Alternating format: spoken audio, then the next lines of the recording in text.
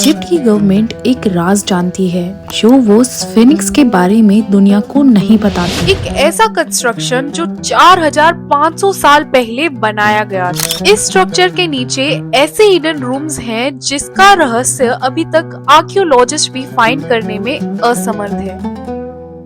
आज हम बात करने वाले हैं इजिप्ट के ग्रेट स्फिंक्स की, जो लगभग 4500 साल पहले बनाया गया था फेरो काफरे के जमाने में। ये जो पूरा स्ट्रक्चर है वो लाइमस्टोन से बनाया गया है। हिंदी में हम इसे चूना पत्थर बोलते हैं और ये पहाड़ों पर अक्सर पाया जाता है। ऑल्सो ये बाकी रॉक्स के मुकाबले बहुत ही ज्यादा सॉफ्ट होता है, जिसके कारण इस पे आकृति बनाना काफी आसान हो जाता है। लाइमस्टोन सनलाइट में ग्लो करता है। स्फिंक्स एक टाइम पे गोल्ड की तरह ग्लो करता था और लाइमस्टोन्स को काफी पवित्र माना जाता है क्योंकि ये सी फॉसिल्स से बनता है, मतलब लाइफ फ्रॉम वाटर का रिप्रेजेंटेशन है। लाइमस्टोन काफी लंबा टिकता था, कम से कम हजारों वर्ष तक ये सरवाइव कर सकता है। तो इसीलिए इसके कंस्ट्रक्शन में लाइमस्टोन का यूज किया गया क्योंकि स्टोन लाने के लिए इन्हें इधर से उधर नहीं जाना पड़ा और ये पूरा कंस्ट्रक्शन एक ही पत्थर से हुआ था।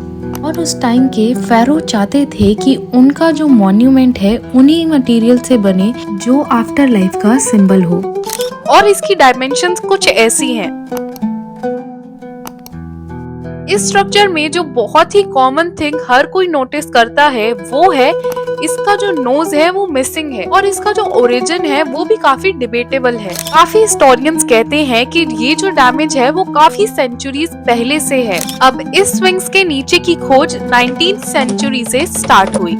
अब 1837 में एक इंजीनियर हार्वर्ड वाइसेड ने स्फिंक्स के नीचे ड्रिल किया। इसे बाद में बोला गया पेरिंग्स होल। तो इन्होंने ड्रिल यूज किया था वो लगभग 8 मीटर तक अंदर गया, लेकिन रॉड अटक गई। जैसे अगर आप वीडियोस देखते होंगे, आर्कियोलॉजिस्ट क्या करते हैं, पहले एक ड्रिल से छोटा सा छेद कर देते हैं एंड जो वो खाली स्पेस होती है वहां पे फायरवर्क बम लगा देते हैं सो दैट जो उनका वॉल है वो इजीली ब्रेकेबल बन जाए। बट जो हमारे इंजीनियर थे उनकी ये कोशिश भी नाकाम हुई।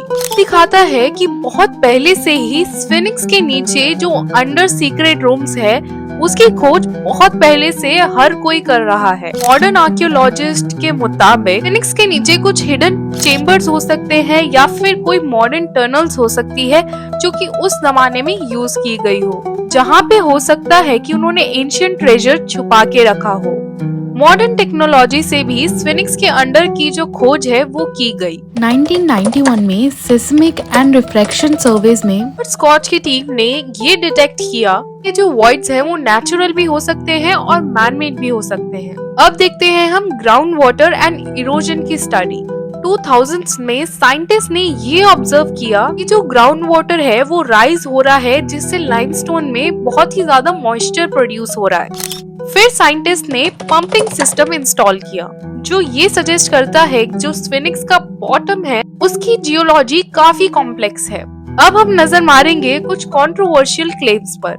कुछ रेडार सर्वेज ये भी दिखाते हैं जो स्फिंक्स के साउथ ईस्ट पॉ है उसके नीचे और नॉर्थ साइड में ग्रूव लाइक कैविटीज मिली है। कैविटीज मतलब हॉलो या खाली स्पेसेस। अगर ये ह्यूमन मेड है तो 99% हो सकता है कि इसके नीचे ट्रेजर छुपा हो, लेकिन अभी तक कोई भी डेफिनेट मैन मेड चेम्बर नहीं मिला है। और अब आते हैं सबसे एक्साइटिंग फैक्ट पर, मिस्ट्रीज एंड स्पेकुलेशंस। कुछ रिसर्चर्स ऐसा मानते हैं कि स्फिंक्स है उसके नीचे एक लॉस्ट सिविलाइजेशन का नॉलेज रखा हुआ है। एक थ्योरी ये भी सजेस्ट करती है कि जो स्फिंक्स के नीचे जो चेम्बर्स हैं वो ऐसा भी हो सकता है एस्ट्रोलॉजी के पर्पस के लिए बनाए गए हों, जैसे कि स्टार्स एंड सनलाइट के अलाइनमेंट देखने के लिए। कॉन्स्पिरेसी थ्योरीज के अकॉर्डिंग ये नॉलेज एटलांटिस या एडवांस एशियन टेक्नोलॉजी से रिलेटेड है। बट हमें यहाँ पे एक चीज रिमेम्बर रखनी है कि जो इजिप्टोलॉजिस्ट है, मतलब जो इजिप्ट के साइंटिस्ट हैं, उनका कहना है कि नेचुरल लाइमस्टोन्स में कैविटीज भी हो सकते हैं। सो इट्स नॉट इम्पोर्टेंट कि वो पक्का मैन मेड ही हो।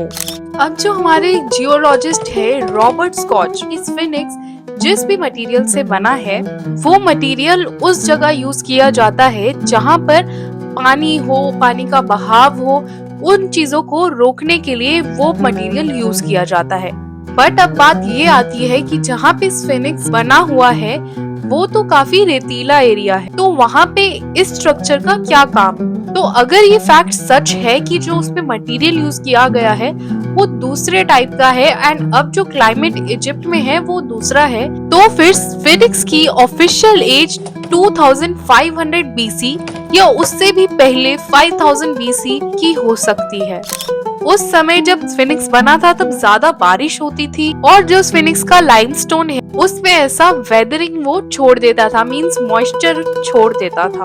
अगर ये थ्योरी सच निकलती है तो स्फिनिक्स हमारी सोच से काफी पुराना है या फिर एक ऐसी इजिप्शियन सिविलाइजेशन का पार्ट है जिसको अभी तक हमने डिस्कवर भी नहीं किया। Okay, so guys, that's it for the video. If you really like this video, please like, share and comment. Bye.